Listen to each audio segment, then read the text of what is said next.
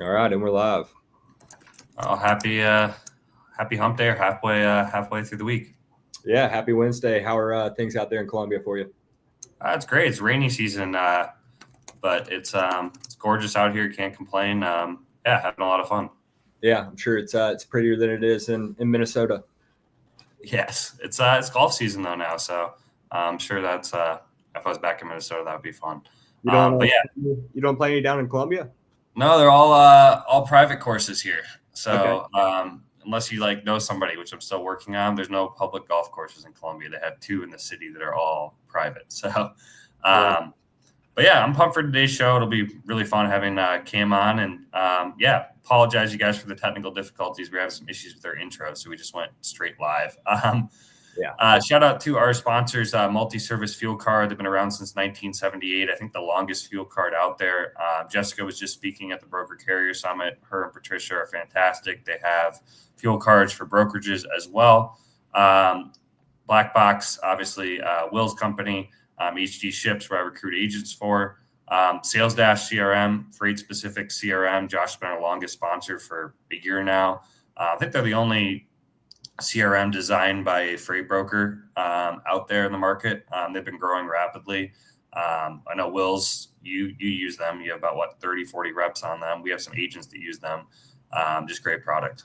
Yeah, 100%. And we've got our banner sponsor, TAFs, Top 10 Factoring Company. Also have a lot of good educational content. So if you guys are interested in exploring other companies or in the market for a factoring company, go to their website. You can learn a lot. And we'll have Dog of the Week, and it should be one of the TAFs guys. So we'll see. Yeah, I'll be look for that come Friday. Yeah, awesome. Well, pumped about this episode.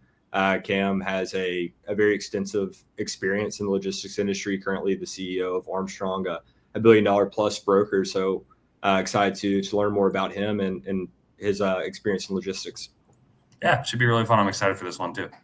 Yeah, I'm going to bring him on stage. Cam, how's it going? How are we doing? Good. Thanks for taking the time to join us today. Thanks for having me on. Yeah, so most of our audience will know who you are, but if you would just kind of give us a quick intro, who you are, what you're doing now, and kind of give us the background on your experience from how you got into logistics, your journey to where you are today. Sure. Ramsdell, CEO of Armstrong Transport Group, headquartered here in Charlotte, North Carolina. We have a geographic footprint that's all over North America. This role for about 2 years now, but in the industry for about 17 or so. So I started at Coyote Logistics, which, RIP brand is now gone, fortunately, to RXO. They seem like they got a good home. But I spent 11 years there in all sorts of roles. So I started as a trainee on kind of a standard brokerage training class, although I'd say that at the time Coyote's training program was certainly very novel, and kind of ripped off by a lot of folks and very successful. But went out of training, went into carrier sales, customer sales, operations, kind of ran the gamut there. It was really an interesting journey, spending 11 years at a single company. I got a lot of opportunities. It was a very rapidly growing company. It was, $40, $50 million when I got there and $4 billion when I left 11 years later. So that afforded me a tremendous amount of opportunity to move around the business in different roles. So going through kind of the traditional brokerage roles for a number of years, ran our kind of 4PL offering or our TMS offering that started with Heineken and morphed into $165, $200 million business over the subsequent few years. Did a little M&A, left that TMS group in 2014, ran an acquisition of a company called Actis America, and had to kind of figure out how to put those two companies together. Homeless at the end of 2014 since the acquisition and integration efforts were done, but we were ready to go public. So I ran our IPO, which turned into our sale to UPS. So I ran that process, working with the UPS team. We had a great team, ended up finding a very good home for a long time. Then went off actually to Mexico for, 6-9 months, back and forth, starting the Coyote Mexico office and then really ramping that service offering in Guadalajara. Then went to Europe for a number of months to start Coyote Europe, which was a very interesting process. And then came back. This was right around when Convoy, Uber were all coming out saying they were going to disrupt everything and, eat the total TAM and had a better mousetrap. And our CIO, Darren Cockrell, who's over at Mastery now, was always one of my mentors and worked very closely with the technology there. He had moved into UPS land. I think he was the president of the freight forwarding business and a few other roles. But we had a real vacancy. I was very vocal about us, needing to, reinvest in the software and make some changes and modernize parts of it. He said, "Great, go take it." So I spent the last couple of years as the CTO at Coyote, then moved on to the asset side of the business. So I spent 2.5 years building a division, running the OTR division of US Express, but also building a technology-centric division that was designed to kind of cannibalize that other business over time, where we move the kind of people, drivers, employees into that, better mousetrap. You can read about how that ended. That's a story. You can Google me if you want to see how that ended. I've talked about that on a number of other pods, but went down in flames. The business worked. The change management was difficult, to say the least. Spent a year at Emerge Marketplace. So for anyone that doesn't know, Emerge is really a shipper procurement software with a marketplace on the back end. And then came over here to Armstrong just over 2 years ago now. It's kind of interesting to me. I think this is really cool, but you're one of the few executives I know who kind of has experience across all sectors. I mean, Coyote's a large split model, W-2 carrier rep. Then you went, carrier customer rep, then you were on the asset side, and you were with an Emerge, technology, and now you're CEO of Armstrong, who has one of the largest agent programs. And I believe your W-2 is a mix of cradle to grave and split model, but so you kind of had experience across, all sectors. Is there anything that's kind of like, surprised you from going from like one end to the other? Or I don't know if you just want to talk about that. I think that's really cool, because I think a lot of, executives in this space, they may have experience on the agent side or the asset side or the split model. But you're one of the few I know who has kind of experience on all sides, all models, which I think is pretty neat. Yeah, I'd say there's a couple of insights from it. It's I've had to learn the agent model coming here. I had no exposure prior to this. Andrew Leto started Global Trans, who I worked for at Emerge, and so he had kind of given me a little bit of kind of rundown when I was taking this role. But I think we have probably the strongest model in freight. We run a hybrid model, like you said. I think the main learning, having seen the different sides of the industry, that I have is that like this industry is not one size fits all. You have folks like TQL who they have some centralized, I understand they have some centralized kind of split model now for some maybe large kind of enterprise grade accounts, but they were really a cradle to grave model, and that's how they got their scale. And there was always a question 10, 15 years ago if they could ever get bigger, and they did. So, I really just fundamentally believe, having seen a lot of different models, that you shouldn't overfit what you think is the better model into the problem that you're trying to solve. So I got a really tactical example. Like, I still firmly believe that heavy haul works better in a cradle to grave model. Like, if you're like standard flatbed, there's something to be said about, an argument for a split.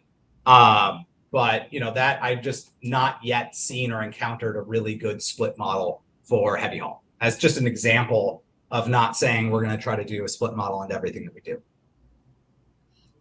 That's definitely, that's definitely some great points there.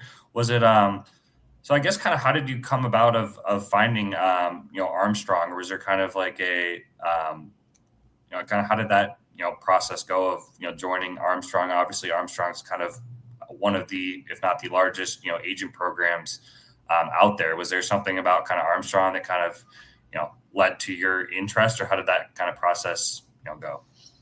Yeah. So for those that don't know Armstrong, I'm going to be kind of a rundown briefly of kind of who we are and how we do it. So we're on about a $1.2, $1.3 billion run rate this year.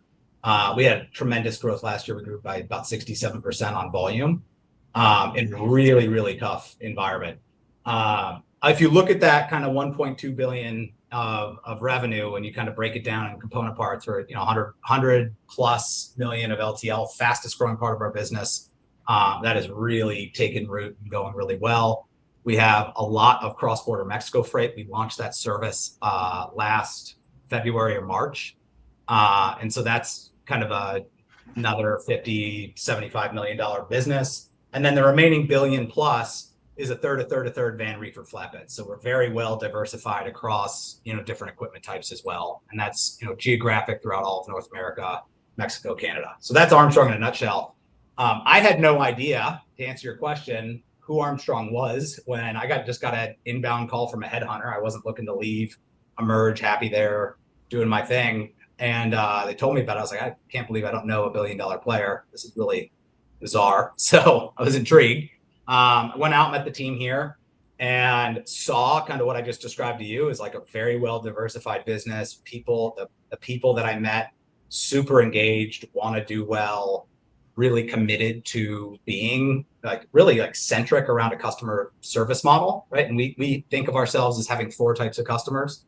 So our shippers are our customers, our agents are our customers, our carriers are our customers, and our employees, our W-2 employees are our customers. I think of a customer as anybody that has an option. And in this industry, everyone has a lot of options. It's saturated from a competitive standpoint. Yeah. You should treat like a customer. That means you should respond to them quickly. You should service them well, whatever service means in their specific context, and make sure that they're happy and engaged. Yeah. And if you do those things really, really well, you can grow. And that mentality was present in this business and what made it so attractive to me. So picked up the family. We were living in Atlanta. We'd been there for 4 years. We were kind of in our forever home, and ended up moving the family on pretty much on a dime to Charlotte, which I think will probably be the last move. I have no more political capital in the household to negotiate another city. But really just what was most appealing is just this incredible business with seemingly great people, which I, now 2 years in can corroborate that was true. People that are really committed to what we're trying to do. And back to the family and moved. I appreciate how you break that down, the different types of customers. It was well put. I want to touch on the growth. So we got a comment here, 67% growth on volume from last year, eye emoji. So you said that the new offerings, Mexico, and then the LTL really ramped up. Where are you seeing the majority of that growth? As you said, tough environment, so it's very impressive, 67% year over year. Where's that coming from? Honestly, the way I just broke down our business in terms of here, let me stratify the $1 billion into different segments, was effectively, with the exception of LTL and cross-border Mexico, which are relatively new offerings and really scaling now, we are compositionally the exact same. So where did it come from? Literally across the board. So that same kind of stratification is exactly how we look today. And it's how we looked 2 years ago when I got here. So I'd like to tell you that was super intentional, but to be honest with you, we were intentional about it, but you don't know where the growth is going to come. I'd say things that we did that were really unique is, one, we have an incredible network of agents, really gritty sellers. We have great customers. It doesn't take a lot more than just talking to your customer. I know that people look at the headline number and they're like, well, how do you do that? We're struggling. The companies that are not struggling right now are going out and talking to their customers on a call, going out and seeing them. Any of those 4 customers that I talked about, they'll tell you what you're good at and what you're not good at. They'll tell you what their problems are. And if you just go solve them, you tend to grow. And they know that you're listening. And it might sound overly simplified or even trite to some people, but that is literally how we did that's kind of the ethos that we run this business on, is talk to your customer, figure out the pain points, solve them for them, move on, try to find a new pain point. Same store sales. So all of our agents and all of our other offices grew dramatically because we had a lot of customers that were big customers. We do a lot of small, mid-sized shippers as well.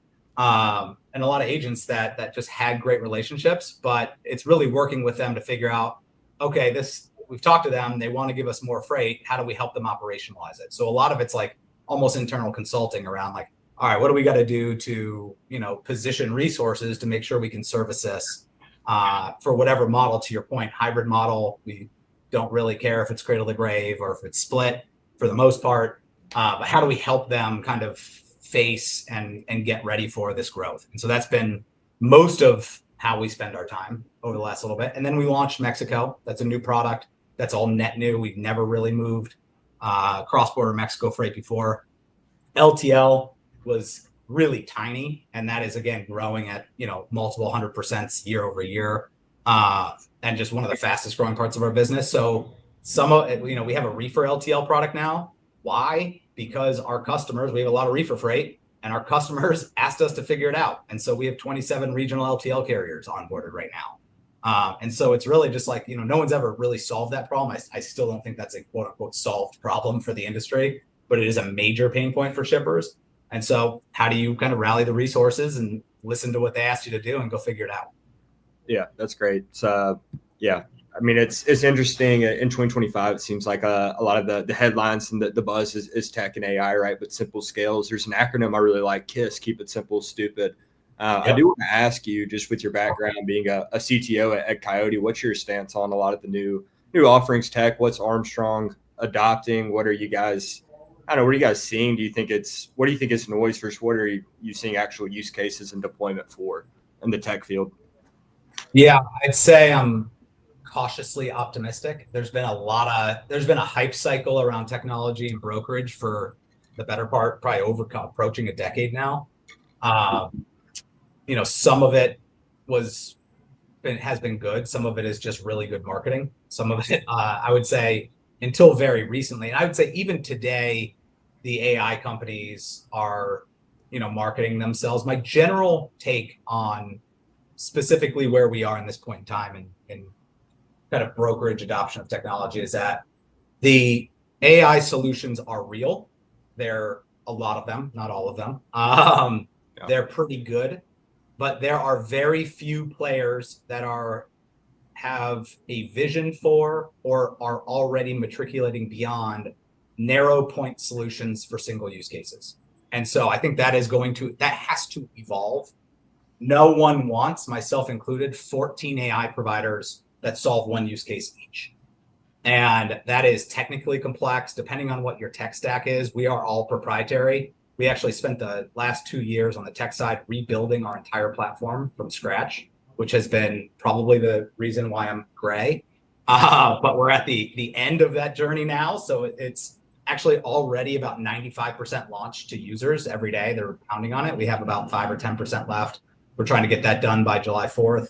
And we're just fully in our new stack, which is fantastic, and huge kudos to our tech team. But depending on what tech stack you have, your ability to integrate with multiple people to solve these point solutions, it gets complex, or you build it in a non-complex way and it probably won't scale as well as you want. So it really takes a careful strategy. I would say a lot of companies, my advice to most people that are looking to invest in this space right now is don't make it an IT project. You are going to screw it up. I promise you. This is not what is happening in AI is real.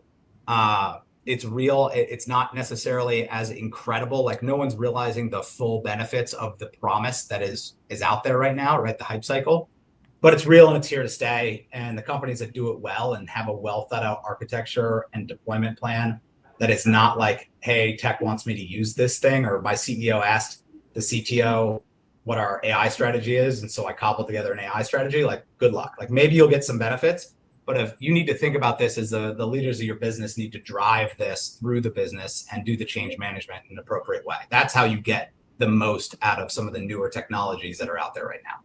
And I talk to a lot of people, and I can tell you a lot of folks just don't think about it from that standpoint. That would be my advice is, you need to adopt this as kind of a company ethos, not an IT project or a tech project.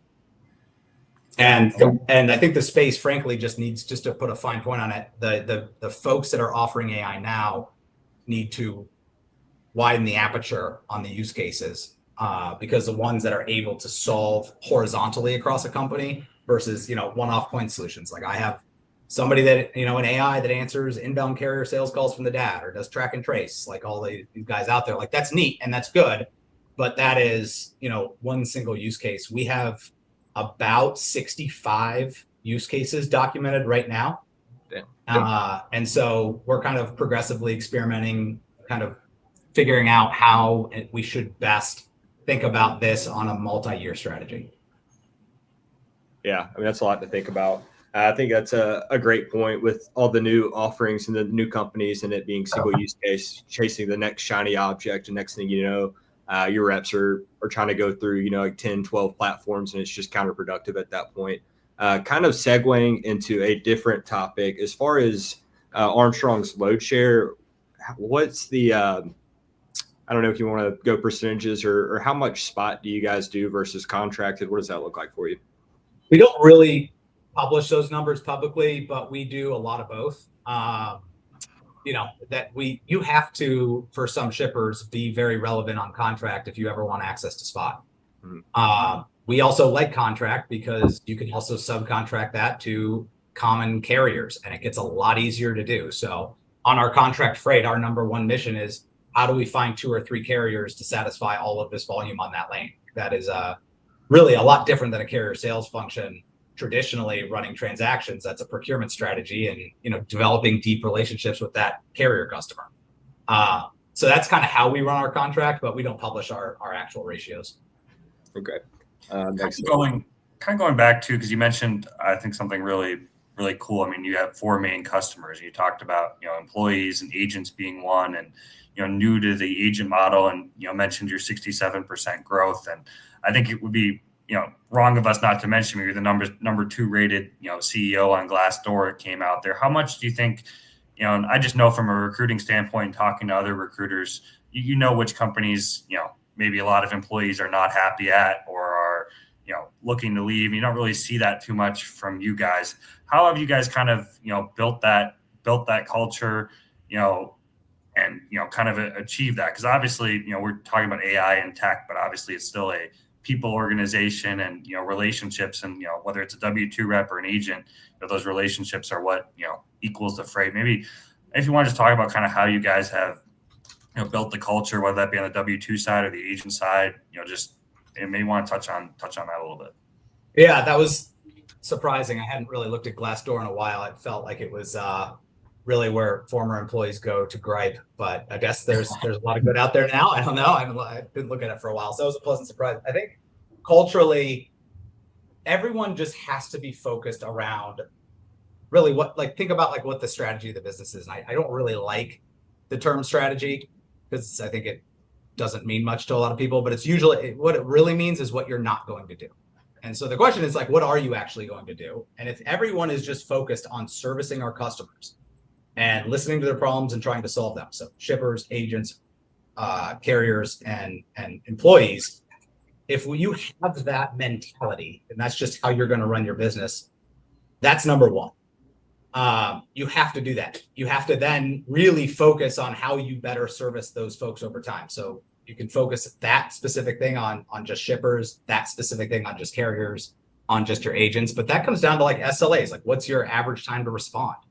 People, this is a fast-paced transactional business for the most part, and people need what they need right now. So how are your staffing levels? How do you bring people into your organization that have that mentality where they know that our, SLA with carrier compliance is 7 minutes. If they don't have a response in 7 minutes, then they might lose that truck.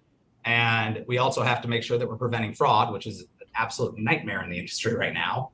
But how do you actually do that? And so if you solve the problem is we're not just going to overly restrict the carrier base in this kind of narrow use case around carrier compliance to the point where we're cutting out good carriers because there was one flag, and still respond to our folks that need that carrier in 7 minutes, you fundamentally just shift the way you solve problems. And because if you give me an hour, I can do a heck of a lot more, right? I can get a lot deeper. And so that's kind of that's really what the culture here is. It's just, we are trying to build the most efficient 3PL in North America with the highest service levels, and it's service to those 4 customers. That's it. And if you're not doing something that contributes to that, raise your hand and speak up and stop doing it. Go figure. How do you help us advance that cause? Yeah. The rest of it, honestly, a lot of it was here when I got here. I didn't start this company from scratch. I inherited a really good team. We've added some folks, but this is we've had that kind of mentality in this business for a while. So it's really just about driving it and making sure that our efforts are focused on those outcomes. What was the most surprising part about coming? Obviously, you spent 10 years at a split model, Coyote, and you're completely new to the agent model. And obviously, managing agents can be a little bit different at times than managing, W-2 reps. What was kind of some of the, biggest surprises of, dealing with agents, or some things maybe you had to, learn, or what was kind of that segue like? 'Cause just like from Coyote to with agents at Armstrong is kind of like a night and day, positives in both ways, but a different experience. Yeah, I mean, the one thing you said, managing agents and managing employees, I'll tell you right now, I would just like slightly amend that comment. Agents are agents because they can't be managed. Like, they are phenomenal freight brokers. That was the wrong word on my part. No, I know, but it's important, and I know that you know this. Like, I've seen your posts, I followed you online. Like, I know that you know this, but I think it's really important for the listeners to know that. And every one of the agents that we have knows that, and they don't want us to manage them. That is not our job. They use us as a platform to help them make more money and be better at their job. And so that's really kind of the learning that I've had, which is you're not managing the agents. What the best way to do it is consult with them, listen to their problems, and help them figure out how to scale, help them figure out how to hire, help them figure out whatever you need to help figure them out, whatever their problem is, help them figure it out. It's really not that different if you have a W-2 model, right? I mean, that's the same kind of thing. There are new problems every single day. I would liken it. The reason I think this is so important, one, it's because, how I witnessed Coyote's growth is we did this really well. We listened to our customers, regardless of who they were, and we would respond in kind. And I really do feel like the reason why it's so powerful is because it kind of goes back to just like leadership principles in general. I didn't realize that their little comments would pop up here. That's interesting. I got to pull them up manually, but they show them the same. Okay, got it. Okay. But if you think about, like, I give this advice to my team a lot, but there is just, when you're dealing with these like new challenges that come up all the time, coming back to a leadership strategy, like, if you ask people that work for me what I'm not good at, I guarantee you they can tell you better than what I could tell you if you asked me to tell you my 3 biggest weaknesses. Like, people know what you're not good at. Just go talk to them. They will tell you. Just make sure that what you're not good at when they tell you that the first time is not the same thing the next time you ask them. Solve that problem and move on, so that you're better on Friday than when you came in on Monday. And that's really, like, it's not that different between an agent model and a W-2 model if you frame it that way. It's the same it's the same approach. It's just different kind of structures. Yeah, we've got another. It's interesting given your, you want to go ahead, Will? Sorry. I got a question from Travis. Given your hybrid model, are you focused on growing one more than the other, agent business or W-2? No, our W-2 model came out of agent acquisitions. So this is something that I would say is like opportunistic for us. We're not out there trying to buy agents. That's not really part of our strategy at all. But you have agents that are, have been doing this for 30 years, and they start thinking about, what's next for them. They don't have maybe a son or a daughter involved in the business they're going to hand it down to, which is often the case. They have no way to exit and they want to retire. So our W-2 model really came from 2 agent acquisitions that we made in 2020 and 2021. And so that's really where that came from. And now we're responsible for those businesses. And so we're going to help them grow them. But that's really kind of the nature of our W-2 business. We look at, our relationship with agents as we are here to be a partner to you. And so if it comes time for retirement or something happens in your life, the question is, like, we're there. We will buy you if you want to sell your agency, but it's not really something that we focus on. So honestly, we just want to continue to build the most efficient 3PL in North America with the highest level of service. And so, like, how do you do that? I don't really care if it's W-2 or agent. I don't really care if it's flatbed, reefer, van, overdimensional. I really just care that we are recognized for that service across all 4 of our customers. So it's not intended to be a non-answer. You could call me on that, but we're just agnostic to it.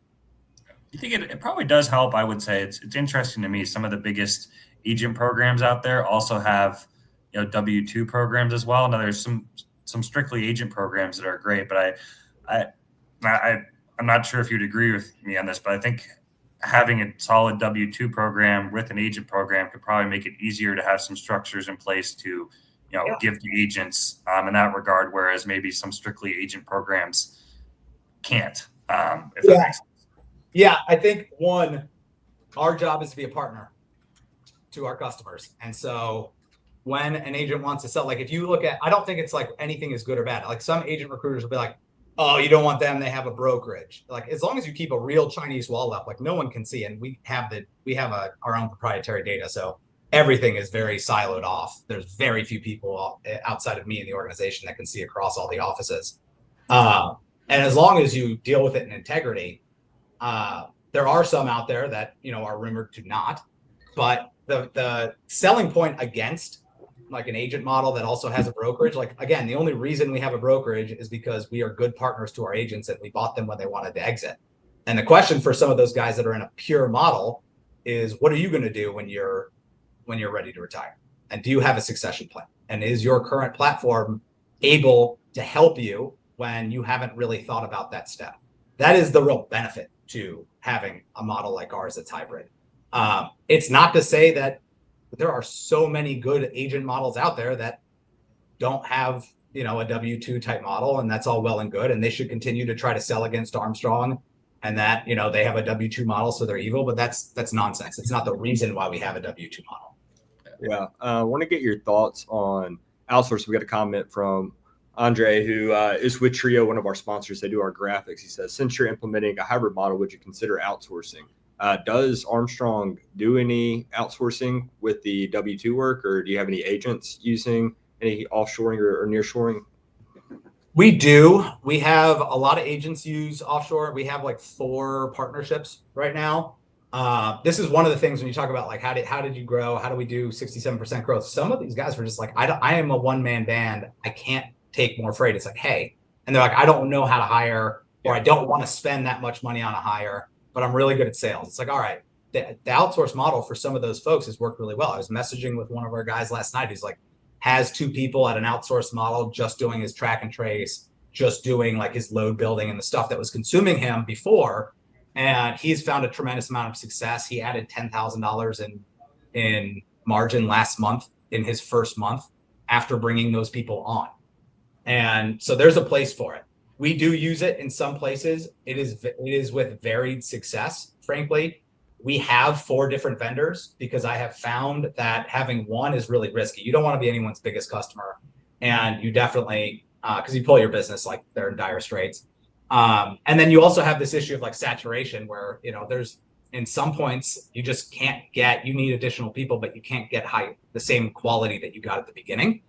And so, I think we're constantly evaluating that part of our strategy. There are parts of our business that I like those kind of BPO outsource partners for, and some that I really don't. And so I would say there's probably a point in time where we over-indexed on it and we've pulled back, but we're finding kind of that sweet spot. But yeah, we use some here and there, and our agents certainly do as well.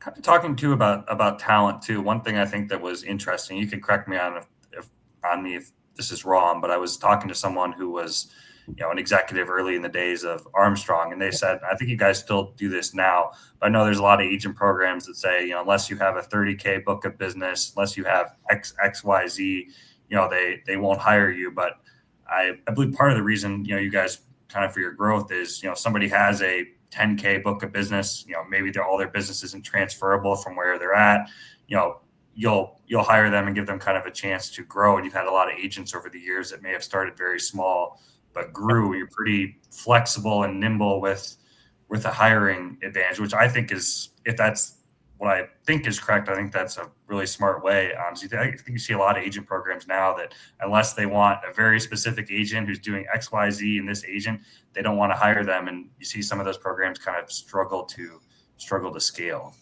100%. We have a minimum, but the minimum is not hard and fast. And so, some of our top 3 agents had no book of business when they started in, 2015, 2016.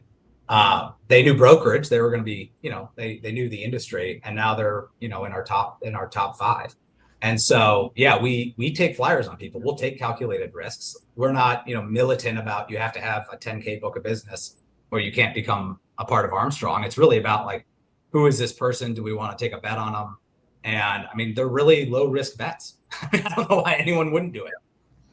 But like, if you can't demonstrate an ability after, a year or two to get up to 10K, that's going to trigger a conversation. It's not going to be something that we just, cut and say good luck. These are, again, our job is to be a good partner. But that is certainly a growth strategy that has been really successful for us. We've been doing it since day one. I think it's interesting you mentioned that surprised me even. I didn't know that some of your top agents had no book of business in 2015, 2016, 2017. And the ironic part is there's probably 80-90% of agent programs that probably never would have hired those 3 people that are now, some of the top agents. That goes back to the point we started with. It's like, don't overfit a solution. Like, what is this arbitrary $10,000 minimum? What's your marginal cost of dealing with one more person? Like, it's nothing. If you believe in the person, take a bet on. Like that, I don't know. That just seems like so way too rigid. Yeah, that's the one thing that surprised me in agent recruiting. There's so many agent programs out there, and it's not to say that, like you said, you look at the individual. I mean, you get messages all the time from truck drivers who I generally recommend might be better off doing a training or getting a W-2 job first. But there's a lot of like sellers, really good sellers that just can't transfer their books of business for whatever reason and have to start over, and they've saved up for the finances to go through the 3 months. And if it's the right person, there's a lot of great candidates out there. Obviously, we're trying to hire people that can transfer books too, but that's not all. The good talent, as you said, is not always people who have a massive book of business day one. Yeah, I mean, you have these folks that are in other like large brokerages, and they say that they want to take the risk. I mean, being an agent isn't easy. Don't get me wrong. It's not for every day. Everyone that's in a W-2 model shouldn't just go do it, because you're on your own. It's a tough gig. You have to have a pain and a risk tolerance that's much higher than a lot of people, and really take a bet on yourself. But there's a lot of folks that want to sit out, ride out their non-compete, non-solicit, and come back into the game. That's perfectly fine. I think that's interesting you brought that up, because I agree with that too. I mean, I think the agent model is gaining popularity. You're seeing more and more companies, but I don't think, I think some people there's still a lot of people who, for very valid reasons, like W-2, want to be in an office and want to be in a collaborative, space. And there's, nothing wrong with that too. So we have a place for them too. Yeah. It'll be interesting to see how things kind of, develop in the next, 3 to 5 years. I'm kind of curious, on your thoughts on this too. I don't know if you know Chad Olson at all. Yeah, I do.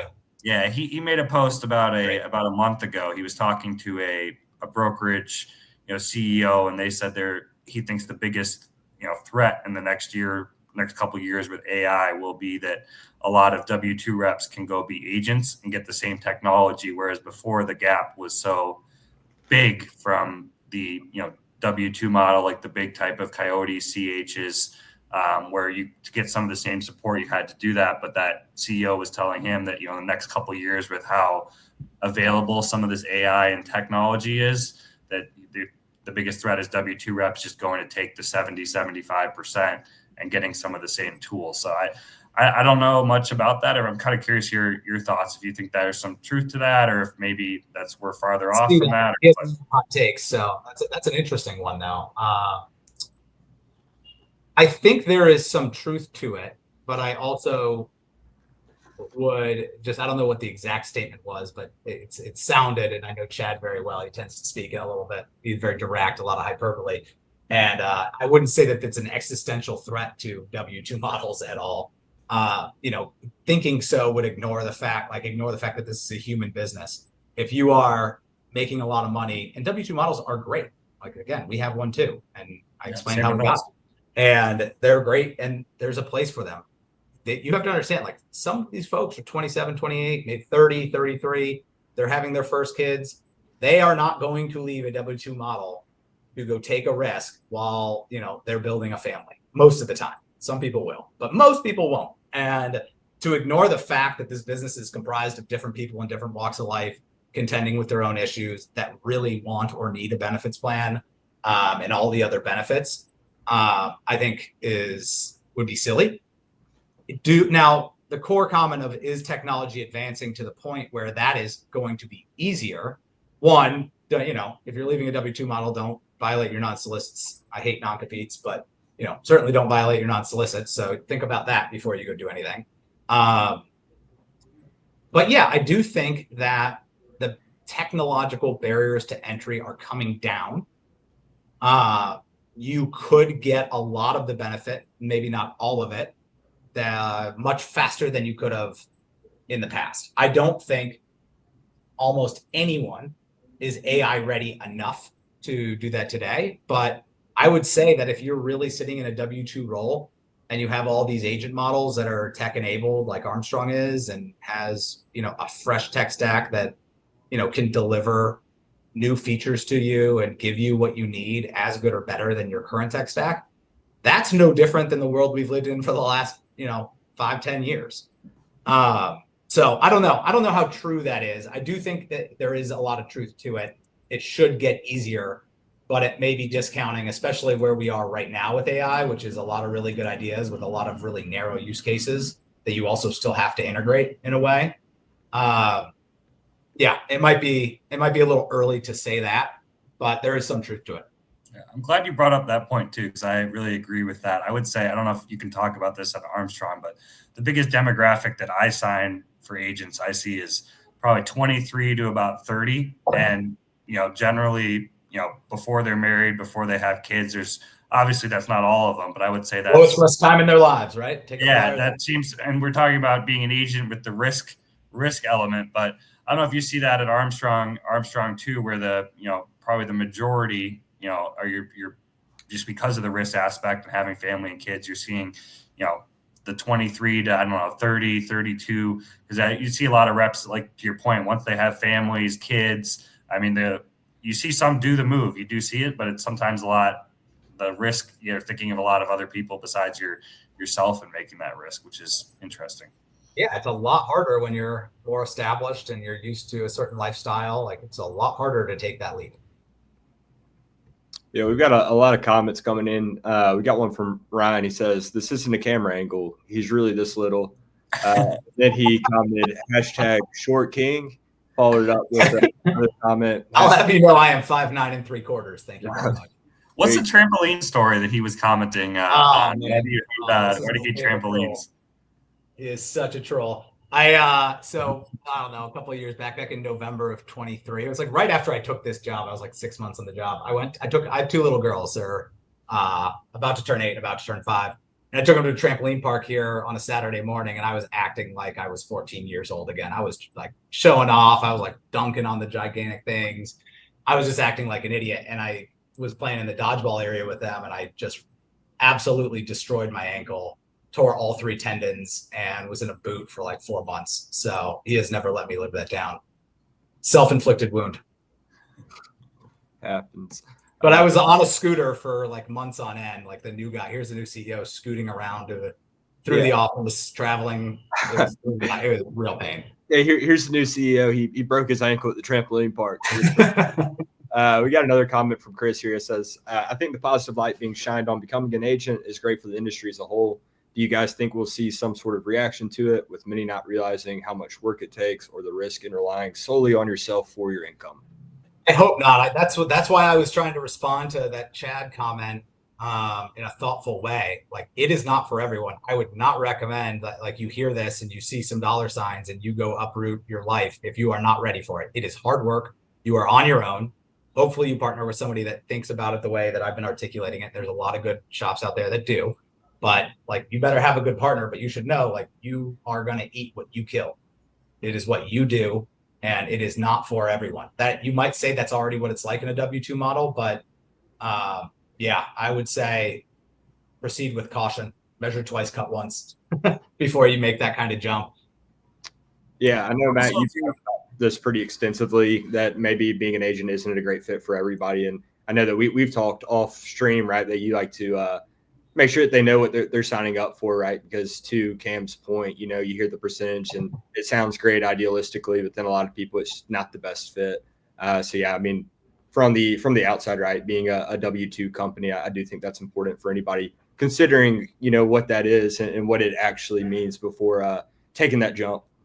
Yeah, 100%. Because I mean, it does happen out there. There's stories too, and I think I try to share some too. But you see some people make the jump. They think they can sell more than they can, or they have better customer relationships. Doesn't happen. They don't make any money for 2 to 3 months, and they have to go back to getting a W-2 job. So that kind of stuff happens. Agents tend to be the hardest working freight brokers in the industry.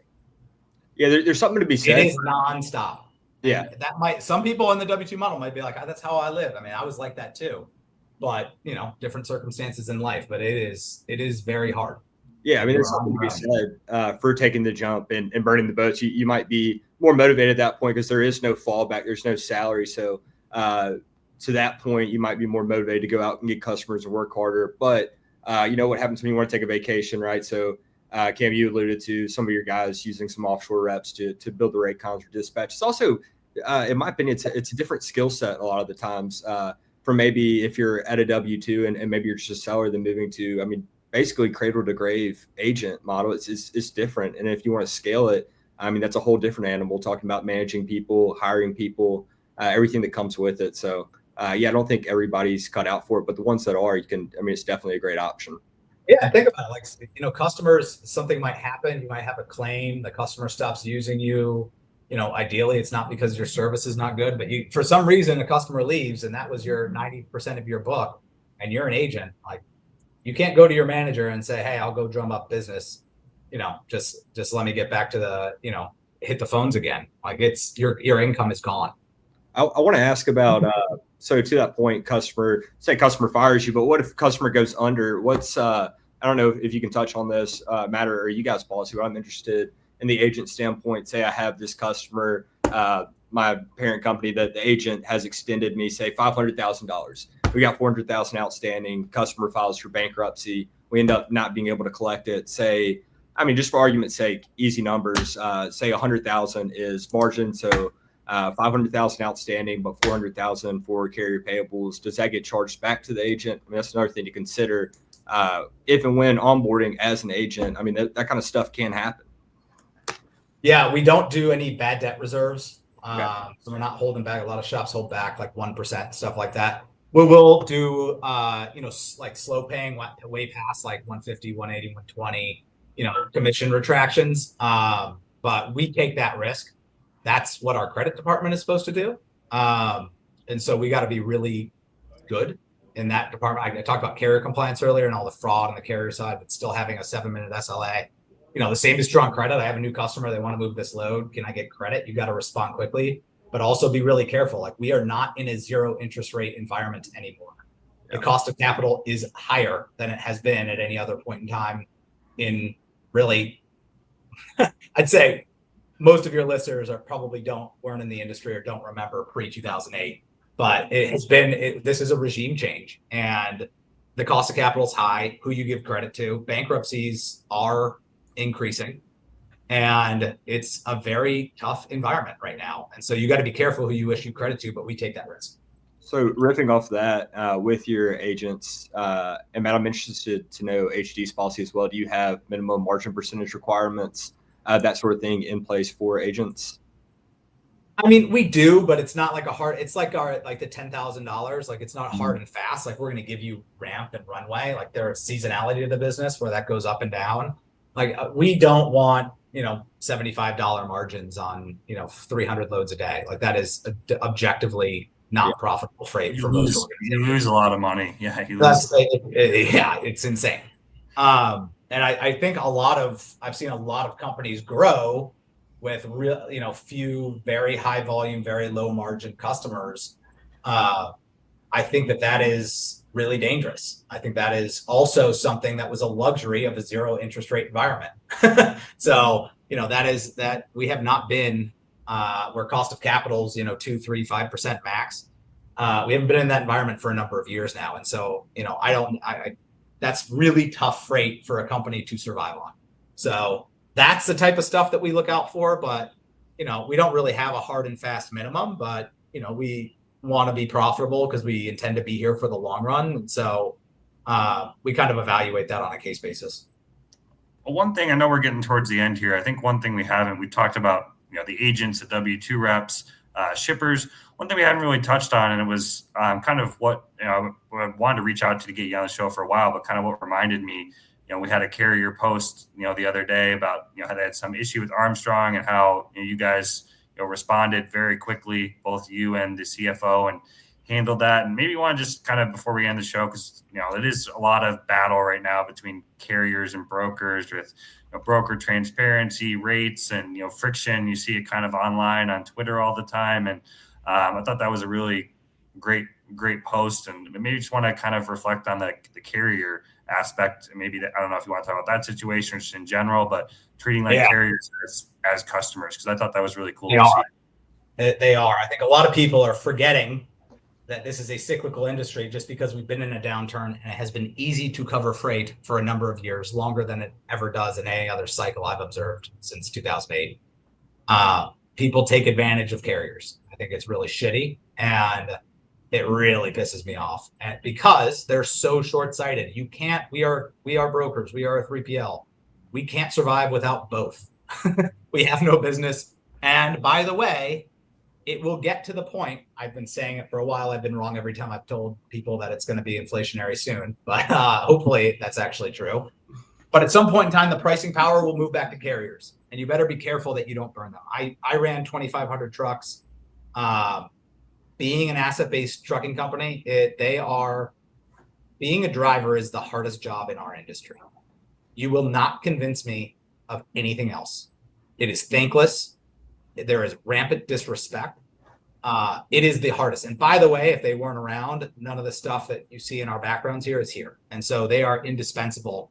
And I feel like whenever I see disrespect, which actually wasn't that post, the post we're referencing was actually a response to the policies we've had to put in place to combat fraud. So we want to move 3 loads with a carrier. Well, it's kind of hard to get a 3rd load if, or a first or a second, if, the minimum requirement to load a truck is 3. And so it really cuts it off. And that was what he was disputing. And he said, well, how am I ever supposed to get to 3 if I can't do this? And it was like, this guy's a completely legitimate carrier. He's not the kind of guy we're worried about and trying to keep out of our network. Look, give him the load. He'll move this. This is a legitimate. That's all we're trying to do is just get ahead of the fraud. But unfortunately, there are casualties of that. But yeah, I feel really passionately about treating carriers like customers. One, because I was one. I still have a lot of friends from my days running that fleet that are drivers that are on the road still to this day, and they have the hardest jobs, and we don't need to make it harder on them. On broker transparency, I don't know what problem it solves. If you look at all the publicly traded brokerages, they operate like everyone wants to be like, how much money did you make on that one load? Well, I might have made, $500, but I also lost $500 on the 4 I moved before. And you just happen to get the one from that same customer because this is a contract and it happens to be outbound Florida and it's produce season. So do you really want to look at this one load? Because I'll show you the rest that I lose money on to service that customer. So I think it doesn't tell a full story at all.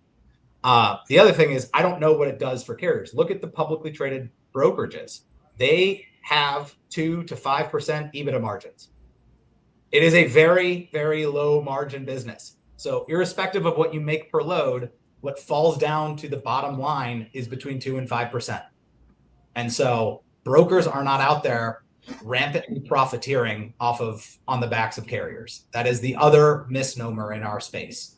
And there are times where you make good money, and there are times where you lose money.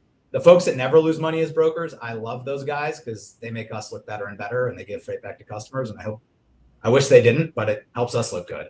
But I don't know. Broker transparency is probably a frustration of mine because I don't know what problem it solves.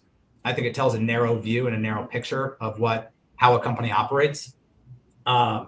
And frankly, it's not even in the top 3 of the problems facing our industry. If our federal government wants to help us right now, go crack down on fraud. It's insane right now.